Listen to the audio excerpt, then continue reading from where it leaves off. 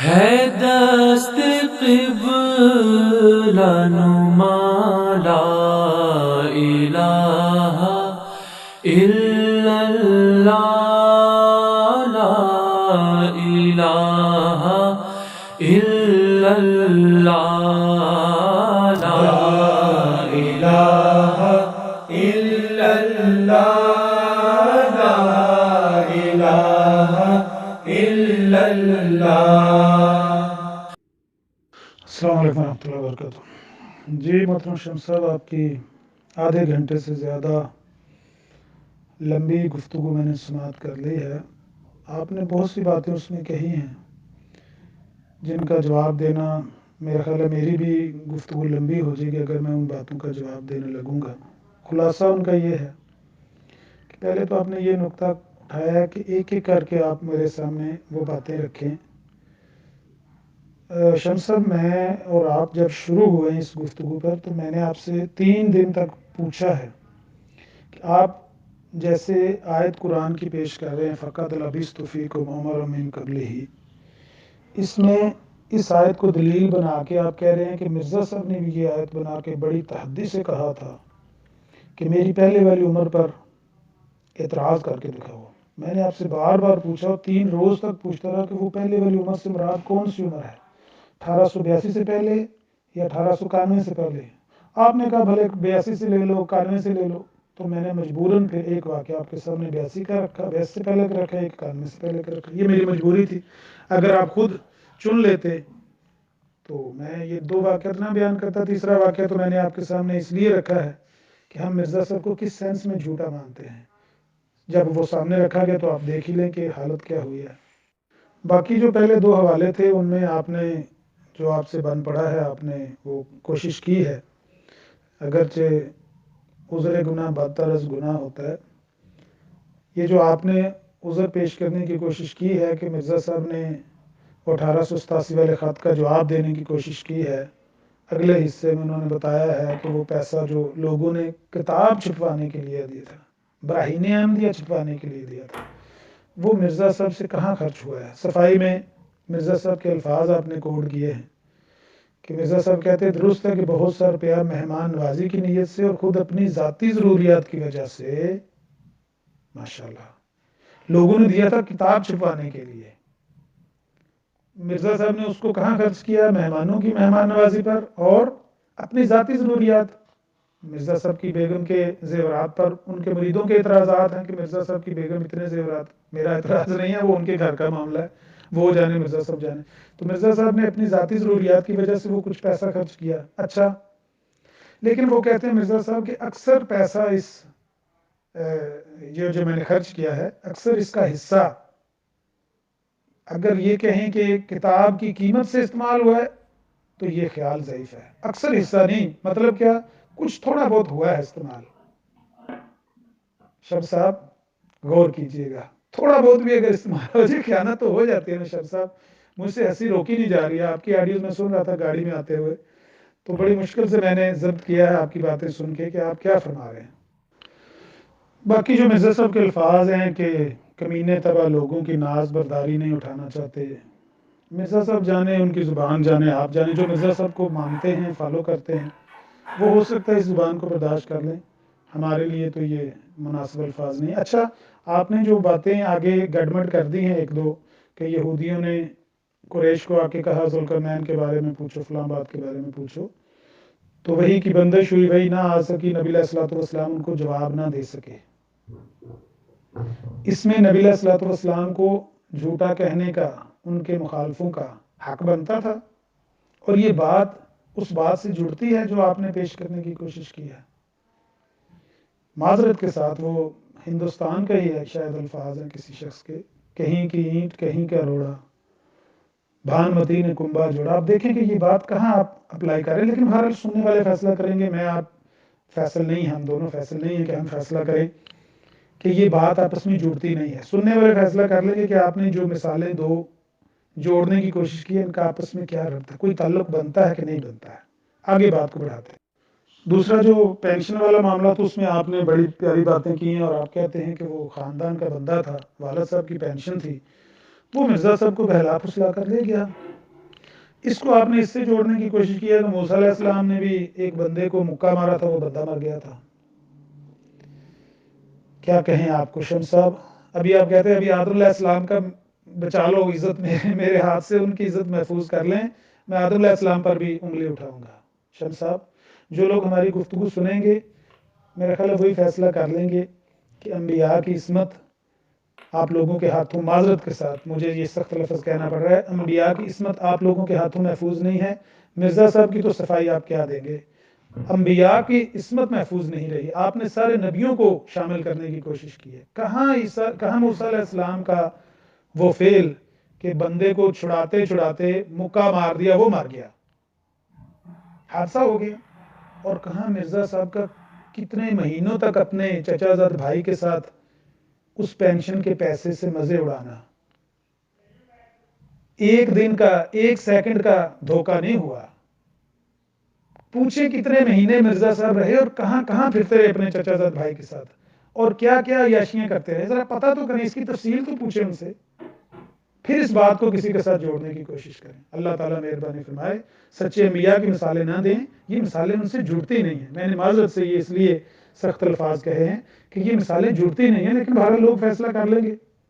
تیسری بات جو بڑی پیاری ہے، بلکہ سب سے پیاری ہے، وہ یہ ہے کہ آپ کہتے ہیں یہ جو مرزا صاحب نے تفسیر ابن کثیر کا حوالہ دے کر میر محمد علی خان آف مالیر کوٹلہ کو، نواب تھا وہ، اس کو مطمئن کرنے کی کوشش کی ہے کہ عبداللہ آتم کی پیش گوئی پر اگر تمہیں ابتلا پیش آ رہا ہے اور تم یہ سمجھ رہے ہو کہ یہ جھوٹی نکلی ہے، تو تفسیر ابن کثیر نے لکھا کہ کئی صحابہ بھی، کئی سچے لوگ بھی مرتد ہو گئے تھے نبی علیہ السلام کا وہ واقعہ حدیبیہ والا دیکھ کر، تفسیر ابن کثیر میں لکھا ہوا ہے۔ اس کو آپ نے کیسے حل کرنے کی کوشش کی ہے؟ سننے والے جو ہماری آڈیوز سن رہے ہیں، خدا را غور کریں کہ شمس صاحب کیا کہہ رہے ہیں، سوچے تو صحیح۔ اللہ اکبر کبیرہ۔ شمس صاحب نے اس مسئلے کو ایسے حل کرنے کی کوشش کی ہے، کہتے ہیں میں نے وہ پڑھی ہے تفسیر ابن کثیر، جہاں تک مجھ سے ہو سکا ہے میں نے کھنگالی ہے، لیکن مجھ سے وہ تلاش کیا نہیں جا سکا حوالہ۔ شمس صاحب تھوڑا سا لوگوں کو بتا دیں، آپ پیدائشی احمدی ہیں یا آپ نے یہ قبول کیا ہے عقیدہ مرزا صاحب کا؟ اگر آپ پیدائشی ہیں تو بھی آپ پر میرے خیال سے، لیکن اگر آپ نے قبول کیا ہے یہ عقیدہ تو پھر تو آج موقع ہے، آپ کے لیے راہ کھلی ہے، اس کو بات کو فیصل بنائیں، تفسیر ابن کثیر سے یہ حوالہ تلاش کریں، ساری مصروفیات چھوڑ دیں۔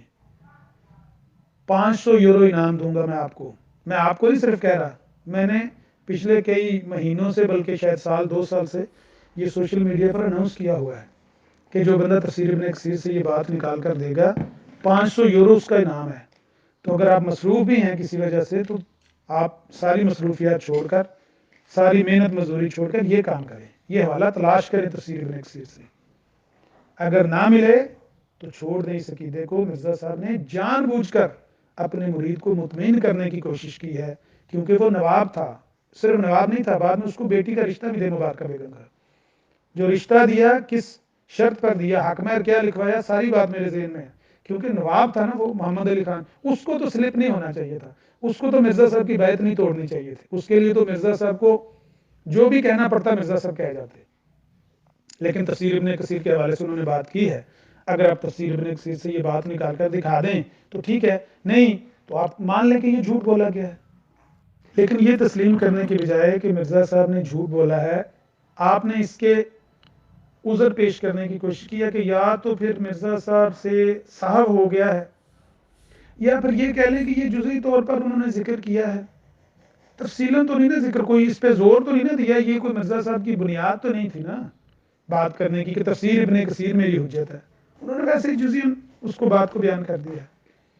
اچھا اگر یہ صاحب ہے تو مرزا صاحب نے کہیں مانا ہے مجھ سے غلطی ہو گئی ہے؟ مرزا صاحب کا دعویٰ ہے نا کہ لمحے بھر کے لیے بھی مجھے خدا غلطی پہ نہیں رہنے دیتا۔ اس کے بعد مرزا صاحب کتنے سال زندہ رہے؟ مرزا صاحب نے کبھی اس صاحب کا اعتراف کیا ہے؟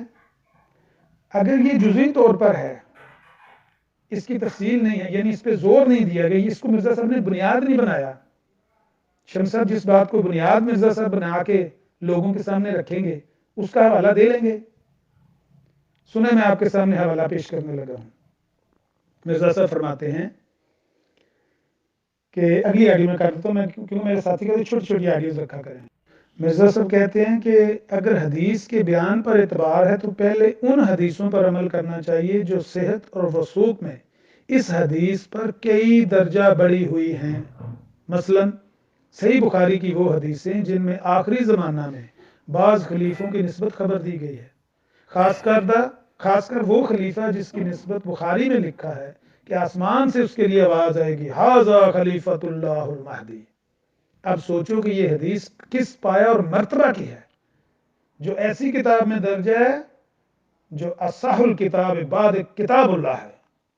اس سے بڑھ کر مرزا صاحب کیا زور دیں اس حدیث کے صحیح ہونے کا اور بخاری میں ہونے کا؟ بنیادی مرزا صاحب اس کو یہ بنا رہے ہیں کیونکہ یہ بخاری میں ہے اور بخاری اصح الکتاب بعد کتاب اللہ ہے تو اس کو مانو۔ اب بخاری سے یہ حدیث نکال کے دکھا دیں، میں اسکین لگا دیتا ہوں آپ کے سامنے۔ جی شمس صاحب، کہاں آپ بخاری سے یہ بات نکال کر دکھائیں گے؟ آپ کو پتہ ہے بخاری میں یہ بات نہیں لکھی ہوئی ہے، اسی کو مرزا صاحب نے بنیاد بنایا کیونکہ یہ بخاری میں، اس لیے مان لو۔ یہ تو آپ کیا نکال کے دکھائیں گے؟ ایک اور بات پر مرزا صاحب نے بڑا زور دیا ہے۔ مرزا صاحب کہتے ہیں عجیب بات ہے کہ حضرت مسیح نے تو صرف مہد میں ہی باتیں کی تھیں، ماں کی گود میں ہی باتیں کی تھیں، مگر اس لڑکے نے پیٹ میں ہی 2 مرتبہ باتیں کی ہیں۔ جو مرزا صاحب کے گھر میں 1899 میں بیٹا پیدا ہوا مبارک احمد، اس کے متعلق مرزا صاحب معجزہ بیان کر رہے ہیں کہ یہ جو مبارک احمد ہے اس نے اپنی ماں کے پیٹ میں ہی 2 دفعہ باتیں کی ہیں۔ انا للہ و انا الیہ راجعون۔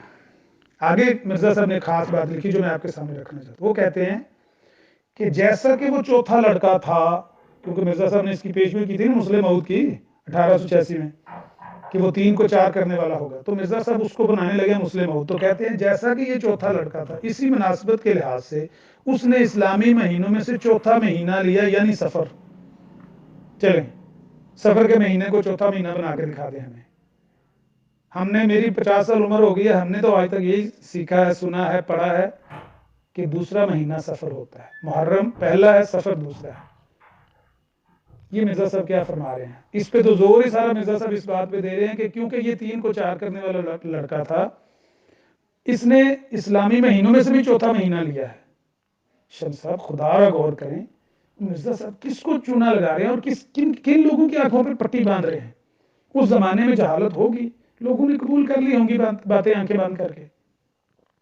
آج تو سوشل میڈیا کا دور ہے، آج تو ہماری آنکھیں کھل جانی چاہیے کہ یہ سارے صاحب نہیں ہیں، یہ جزء ذکر نہیں ہیں، صریحاً جھوٹ ہیں۔ اللہ تعالی ہم کو سمجھ دے۔ السلام علیکم ورحمۃ اللہ وبرکاتہ۔ بسم اللہ الرحمن الرحیم، والصلاة والسلام علی رسول اللہ، اما بعد۔ جب میں نے انبیاء کی زندگی کی مثالیں حضرت بانی جماعت احمدیہ کے اوپر کیے جانے والے اعتراضات کے جواب میں بطور حجت پیش کی تو آپ کہتے ہیں کہ انبیاء کی عصمت آپ لوگوں کے ہاتھوں میں محفوظ نہیں ہے۔ آپ نے بہرحال اپنی اس بات سے اتنا ضرور اعتراف کیا ہے کہ انبیاء پر اعتراض کرنا سخت گناہ ہے، تو آپ کو پتہ ہونا چاہیے کہ آپ نے حضرت مرزا صاحب پر اسی طرز اعتراض کو اپنایا ہے جس سے غیر مسلم معترضین رسول کریم صلی اللہ علیہ وسلم پر اور انبیاء کے دشمن انبیاء پر کیے ہیں، اور ان تمام اعتراض کرنے والے ان انبیاء کی صداقت کے قائل تو نہیں تھے۔ میرا قصور صرف اتنا ہے کہ میں نے اتمام حجت کے لیے ایک اعتراض کرنے والے کے سامنے کچھ ہم معترضین کے طرز اعتراض کو بطور مثال پیش کیا ہے۔ اتمام حجت کے لیے ایسا کرنا جواز رکھا گیا ہے، آپ کو پتہ ہونا چاہیے، ورنہ مجھے پھر کہنا پڑے گا بطور حجت سیدنا ابراہیم خلیل اللہ علیہ السلام کے بارے میں۔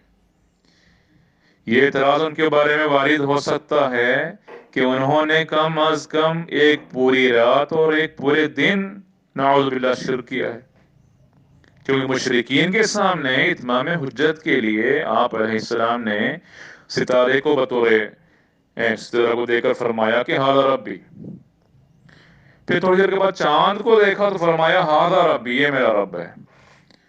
پھر دن چڑھا، سورج کو دیکھا، کہنے لگا ھذا ربی ھذا اکبر، یہ میرا رب ہے، یہ تو بہت بڑا ہے۔ تو ان سب کے غروب ہونے تک اسی موقف پر قائم بھی رہے. تو لیکن ہمیں حضرت ابراہیم کو مشرک تو نہیں کہتے نعوذ باللہ، لیکن اللہ تعالیٰ نے خود فرمایا وما کان من المشرکین، ابراہیم علیہ السلام مشرکوں میں سے نہیں تھے. لیکن آپ نے یہ طرز اس لیے استعمال کیا دشمن پر اتمام حجت ثابت ہو. تو یہ حجت پیش کرنے کا استدلال کا طریق ہوتا ہے، میں نے وہی کیا.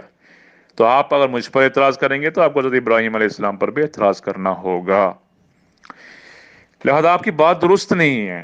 اللہ کے فضل سے ہم احمدی جماعت احمدیہ کے افراد انبیاء کی عزت و عصمت کا خیال ایسا رکھتے ہیں کوئی اور ہے ہی نہیں ہمارے سے مقابلہ کرنے کے لیے. یہ میرا چیلنج ہے آپ کے لیے. اگر آپ کے پاس وقت ہو، بلکہ وقت لائیں آپ، میں بھی وقت نکالوں گا اس کے بعد جب بھی موقع ملے، ایک ایسا مناظرہ ہو ہمارے درمیان، آپ خود آئیں یا کسی کو بھی لے کے آئیں، اور موضوع رکھیں گے عصمت انبیاء فی التفسیر المقارن. جتنی بھی تفسیریں لکھی گئی وہ سب لے کے آئیں آپ، اور جماعت احمدیہ کی تفسیر میں سامنے رکھوں گا، اور ایک ایک نبی کی سیرت کو لے کے ہم دیکھیں گے کون ہے جو انبیاء کی عصمت کے حقیقی علمبردار اور کون ہے ختم نبوت کے حقیقی علمبردار. یہ ساری دنیا کو واضح ہو جائے گی. اور آپ تیار تو آ جائیں، یہ چیلنج کب رہے گا. جب بھی آپ کے پاس وقت ہے آپ مجھے اطلاع کریں، میں سارے کام چھوڑ کر آپ کے ساتھ اس مناظرہ کے لیے ضرور آ جاؤں گا. پھر ہمارے دوست عامر صاحب یہاں پر کہتے ہیں کہ حضرت موسیٰ علیہ السلام کی جو میں نے مثال دی ہے اس سے کوئی تعلق ہی نہیں، کیسے یہ مثالیں آپس میں جڑتے ہیں. بڑے حیرانی سے وہ بات کر رہے ہیں. پوچھتے ہیں کیا موسیٰ علیہ السلام ایک بندے کو چھڑاتے چھڑاتے مکہ مارا تو مر گیا؟ وہ ایک حادثہ تھا اور ایک سیکنڈ کی بات تھی. مگر مرزا صاحب نے کتنے مہینوں تک اپنے چچا بھائی کے ساتھ اس پینشن کو یا پینشن کے پیسے سے وہ مزہ اڑاتے رہے. دیکھیں عامر صاحب، سب سے پہلے میں آپ کو پوچھتا ہوں کہاں کہاں آپ پھرتے رہیں؟ یا مجھے کیوں پوچھتے ہیں کہ مجھے پتا ایسا دعویٰ ہی نہیں. ہمیں دعویٰ تو آپ کو ہے، وہ پھرتے رہے، اور آپ کہتے ہیں مہینے تک یا مہینوں تک. یہ کہاں سے لایا آپ نے؟ قادیان سے باہر ادھر ادھر پھراتا رہا. ان الفاظ سے آپ نے کہاں نتیجہ نکالا کہ مہینوں تک؟ لائیں جواب. یہ آپ کے اوپر ذمہ داری. پھر سارا پیسہ اڑا دیا، کیا اس کے لیے کچھ گھنٹے بھی کافی ہے، کچھ دن بھی کافی ہے، ایک دن بھی کافی ہے؟ یہ مہینوں کی بات کہاں سے لے آئے آپ؟ اور مزے اڑانے کے لفظ کہاں سے لے کے آئے آپ؟ اس کی دلیل آپ پیش کریں. مجھے تو حیرانی نہیں ہے، کیونکہ آپ نے خود مجھے 2 دن پہلے باتوں میں آپ نے کہا تھا کہ آپ یہ جو بتا رہے تھے کہ آپ مرزا صاحب کے دعوے کے بارے میں آپ نے تاریخ دعویٰ اس لیے معین نہیں کیا کیونکہ آپ کو معلوم ہوگا کہ آپ جو بھی تاریخ بتائیں گے اس سے پہلے مرزا صاحب کی زندگی ناقابل بیان ہی آپ نے میرے اوپر بتایا تھا. حالانکہ میں نے سوچا نہیں تھا، میں نے ہر قسم کی قسم کا واللہ تاللہ کہہ کر آپ کو بتایا تھا، میں نے سوچا تک نہیں تھا. اور آپ نے کہا آپ اس لیے نہیں بولتے. یہ آپ کو کہاں سے ملا؟ یہ قیاس آ رہی ہے نا آپ کے، یہ غلط بات ہے. ایسے قیاس نہ کیا کریں آپ. تو وہی قیاس آپ نے یہاں پر بھی کیا. ادھر ادھر پھراتا رہا قادیان سے باہر، جب سارا روپیہ اڑا کر ختم کر دیا. ان 3 الفاظ سے آپ نے کیا کیا نتیجے نکالے آپ نے؟ تو دعویٰ پیش کرنا، دلیل لانا آپ کا کام ہے. پھر آپ کہہ رہے ہیں موسیٰ علیہ السلام کی 40 سیکنڈ کی بات تھی، کوئی ایسا مسئلہ نہیں تھا. اور آپ کے نزدیک کسی بندے کو بے شک کسی کی باتوں میں آ کر ہو قتل کرنا، اور یہاں پر اپنے والد صاحب کے پیسے اپنے چچا بھائی کے ساتھ خرچ کرنا، یہ دونوں میں کوئی فرق نہیں ہے؟ آپ کہہ رہے وہ تو بالکل آسان سی بات ہے کسی کو قتل کرنا. آپ دیکھیں اس بات کو بے شک آپ جو مرضی سمجھیں، میں نے دلیل پیش کر لیا. اور آپ کو ابھی چاہیے کہ کچھ زیادہ مدت کے لیے کسی نے کسی کے تحت یا کسی کے دھوکے میں آ گیا ہو یا باتوں میں آ گیا ہو تو اس کی مثال بھی تو چاہیے. وہی موسیٰ علیہ السلام کے بھائی کو ہی لے لیں. 1 دن باقاعدہ لکھا ہوا 40 دن تک وہ سامری اور اپنے کمزور قوم کی باتوں کے تحت آگے. قرآن میں واضح طور پر لکھا ہوا ہے. سورہ اعراف کھول کے دیکھیں آپ. موسیٰ علیہ السلام جب واپس آ گئے 40 رات کے بعد، وَلَمَّا رَجَعَ مُوسَىٰ إِلَىٰ قَوْمِهِ غَضْبَانَ آسِفًا والی آیت پڑھیں، 150-151 غالباً سورہ اعراف کی آیت ہے. میں پورا اس لیے نہیں پڑھ رہا کہ وقت کی کمی ہے، قرآن مجید میں ہے، آپ پڑھ سکتے ہیں کھول کے. اس میں جب آپ پر انہوں نے غصہ ظاہر کیا، اپنے بھائی کے سر کو پکڑ کے کھینچا، تو ان کے بھائی حضرت ہارون علیہ السلام نے کیا کہا؟ قال ابن ان القوم استضعفونی، اے میری ماں کے بیٹے، یقیناً قوم نے مجھے بے بس کر دیا. استضعفہ کا معنی یہی ہے کہ مجھے اپنی باتوں میں لایا، کمزور کر دیا. لفظی معنی پر غور کریں آپ. وَكَادُوا يَقْتُلُونَنِي، اور مجھے قتل کرنے کے قریب تھے وہ لوگ، تھا میں نے ایسا کیا، اس لیے تو میں کچھ نہیں کر سکا. یہ حالت تھی. اور 40 رات تک یہ مسئلہ قائم رہا، اور موسیٰ علیہ السلام کے آنے میں اور تاخیر ہوتی تو اور ہونا تھا. تو آپ یہ جو 1 سیکنڈ والی بات، اس طرح کی باتیں نہ کریں، مجھے پھر مثالوں پہ جانا پڑے گا. سب قرآن مجید سے مثالیں پیش کروں گا. تو بے دلیل باتیں آپ کر رہے ہیں، اور اپنی بات کو پھر ثابت کرنے کے لیے آپ ایسے کمزور پہلو کو لے رہے ہیں کہ اس میں سمجھ نہیں آ رہا مجھے آپ ایسی باتیں کیوں کہہ رہے ہیں. ماشاءاللہ آپ نے مجھے تفسیر ابن کثیر میں بعض جو صلح حدیبیہ کے موقع پر بعض لوگوں کے مرتد ہونے کے جو صریح الفاظ میں ذکر نہ پانے کی وجہ سے توبہ کر کے احمدیت چھوڑنے کی دعوت دی ہے، اور 500 یورو انعام بھی دیا کہ کہیں میں وہ حوالہ آپ کو دکھا کے پیش کروں. اور نہ ہو تو مجھے اپنے موقف پر غور کرنا چاہیے کہ آپ سچائی پر ہے کہ نہیں. یہ معنی بنتا ہے آپ کی باتوں کی. ایک مامور کو ماننے اور چھوڑنے کے لیے آپ نے بڑے عظیم الشان کسوٹی آپ نے پیش کی ہے، ماشاءاللہ، لا حول ولا قوت الا باللہ. آپ نے تو 500 یورو انعام کے، میں آپ کو نا 2 ایسے حوالے ابھی پیش کر دیتا ہوں جس میں ایک حوالے پر 1,000 یورو آپ لے لیں. یہ جو حوالے ہیں ایسے اشخاص کے ہیں یا ائمہ کے ہیں جن کو آپ مانتے ہیں، جن کی عزت کرتے ہیں. میں بھی ان کو مانتا ہوں، ان کی عزت کرتا ہوں. ایک امام بیہقی رحمۃ اللہ علیہ کا حوالہ ہے. انہوں نے اپنی کتاب الاسماء والصفات کے صفحہ نمبر 331 میں پوسٹ کروں گا یہاں پہ، اس میں حدیث لکھی انہوں نے. حدیث کیا ہے؟ قال رسول اللہ صلی اللہ علیہ وسلم، رسول کریم صلی اللہ علیہ وسلم نے فرمایا، کیف انتم اذا نزل ابن مریم من السماء فیکم و امامکم منکم، تمہارا کیا حال ہوگا جب کہ عیسیٰ ابن مریم آسمان سے تم میں نازل ہوگا اور تمہارا امام ہوگا. اور لکھا ہے، حوالہ لکھا رواہ البخاری فی الصحیح. انہوں نے اپنی طرف سے حدیث نہیں پیش کی، انہوں نے کہا بخاری نے اپنے صحیح میں روایت کی ہے. ٹھیک ہے، اب آپ مجھے بخاری کھول کے لائیں، یہ حدیث بخاری میں کہاں ہے. آپ 1,000 یورو لے لیں، حدیث کے الفاظ پر غور کر کے دیکھنا آپ نے، اس کے بعد چیک کرنا ہے. انہوں نے من السماء کے لفظ لایا وہاں پہ، آسمان سے. بخاری میں ایسا لفظ تو ہے نہیں.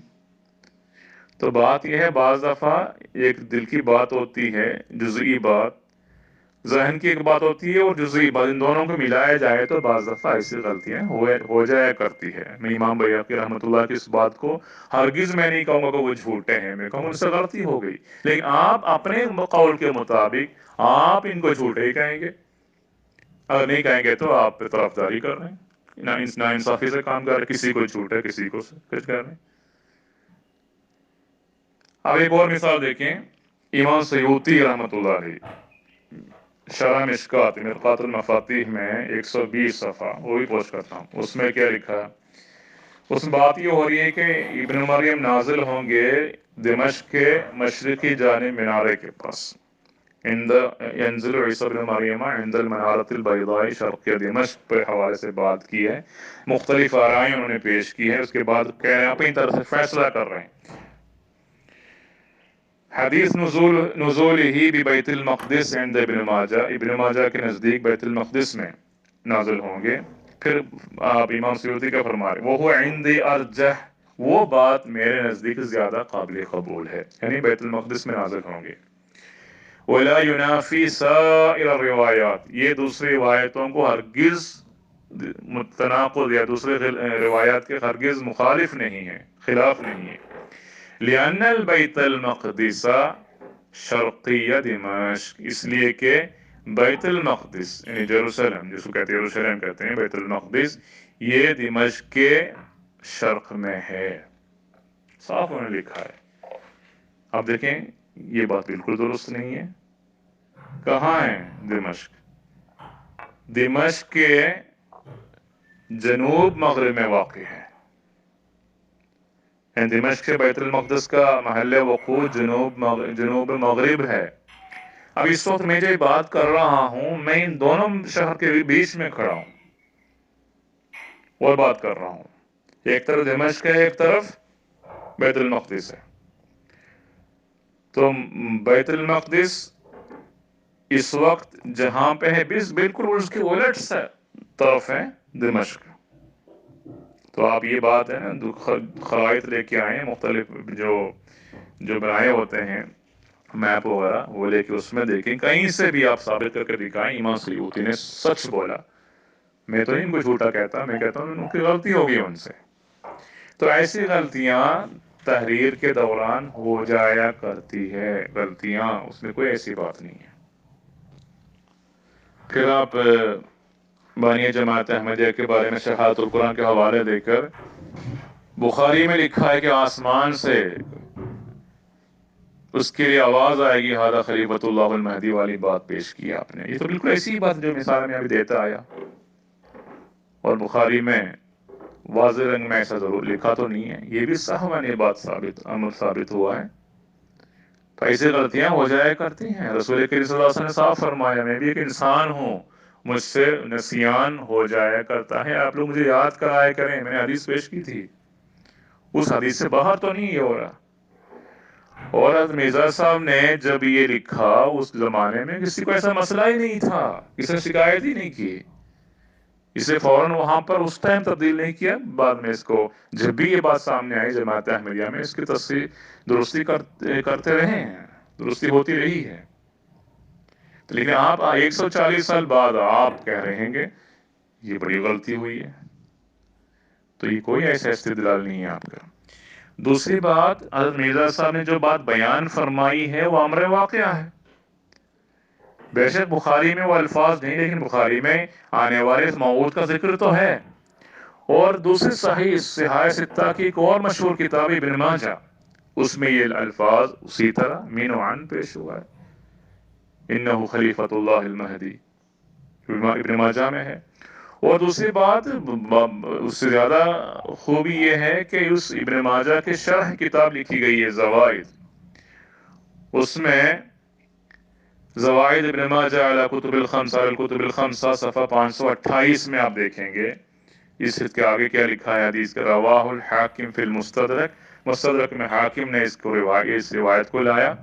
وقال اور کہا صحیح علی شرط الشیخین، شیخین کے بقول یہ درست ہے، یا شیخین کے شرط پر یہ حدیث صحیح ہے.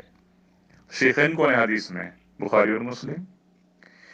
دیکھیں حضرت مرزا صاحب نے یہ کتاب شہادت القرآن لکھنے سے پہلے ہی اپنی کتاب ازالہ اوہام میں صاف لکھا کہ بخاری اور مسلم میں مہدی کے بارے میں کوئی بھی حدیث نہیں، مہدی کے لفظ ہی نہیں لائے کسی حدیث کے ساتھ. تو واضح رنگ میں آپ کے بتانے کے بعد پھر ایک اور کتاب میں لکھا تو لازمی باتیں وہ مصدر حوالہ دیتے ہوئے غلطی لگی. ابن ماجہ کی جگہ بخاری کہا گیا. یہی سمجھا جائے گا، ہر بچہ یہ سمجھ سکتا ہے، اور آپ نہ بھی سمجھے.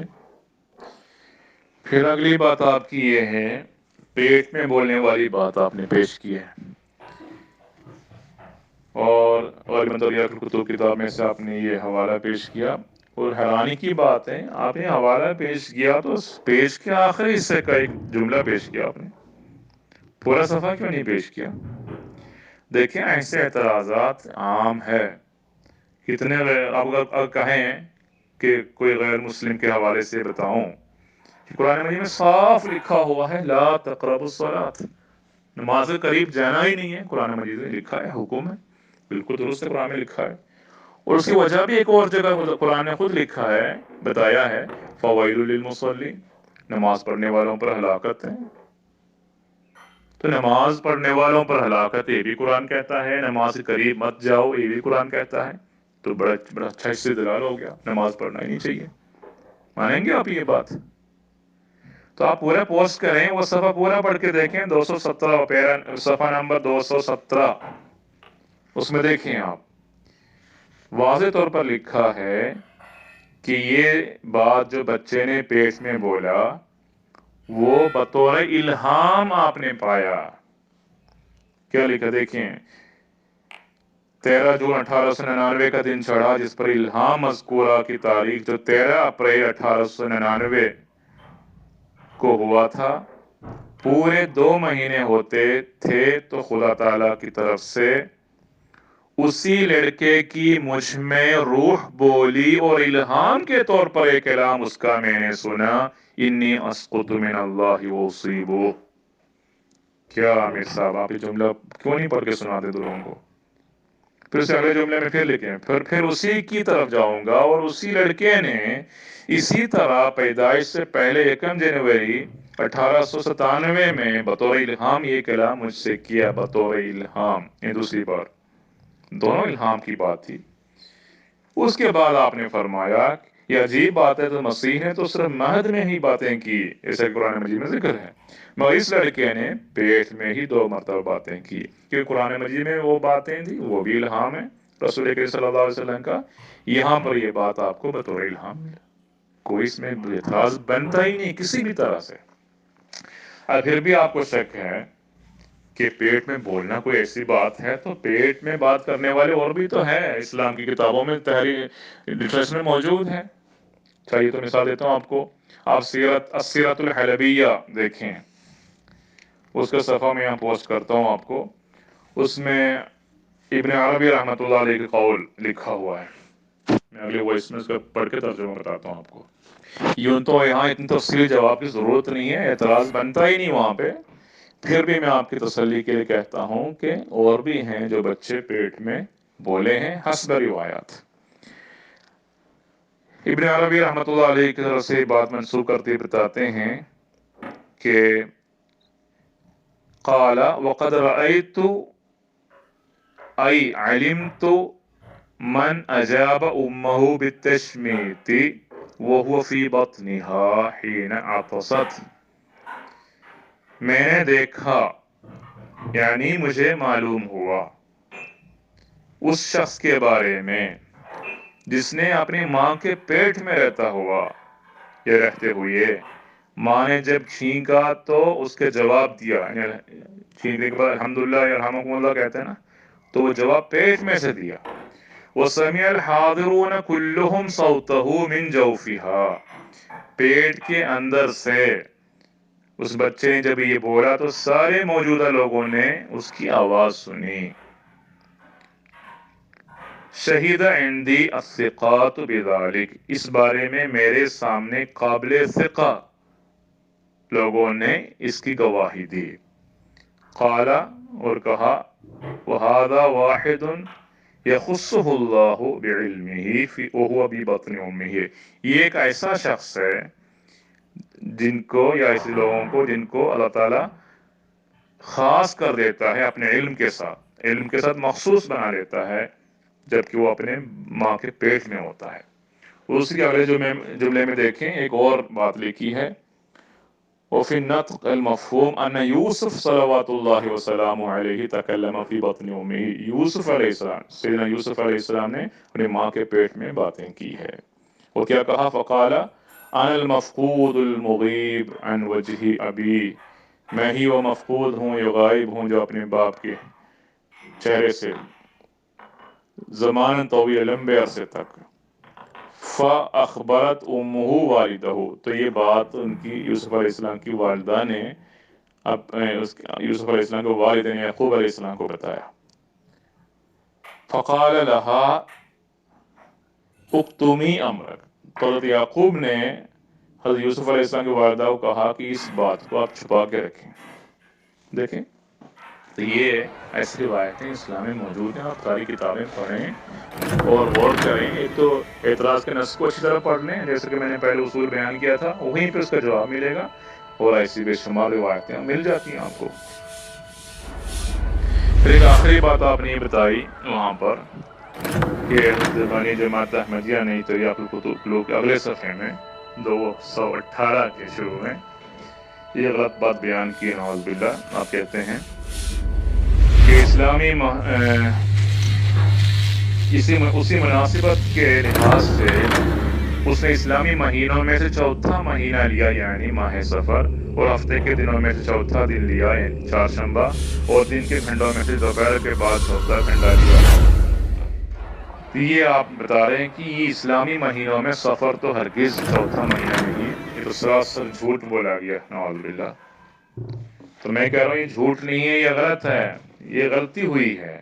کیوں؟ یہاں پر یہ بات ہو رہی ہے لڑکا جو آنے والا وہ چوتھا لڑکا ہے، اور دن جو ہے چوتھا دن بدھ کا دن ہے، چہارشنبہ ہے، اور وقت دوپہر کا چوتھا گھنٹہ ہے، اور تاریخ بھی 4 ہے. سفر کے مہینہ اسلامی مہینہ سفر کے چوتھی تاریخ کو ہے، اور 4 تاریخ والی بات دوران گفتگو یا دوران کتابت وہ چوتھا مہینہ لیا گیا، غلطی سے یہی بات ہوئی یہاں پہ.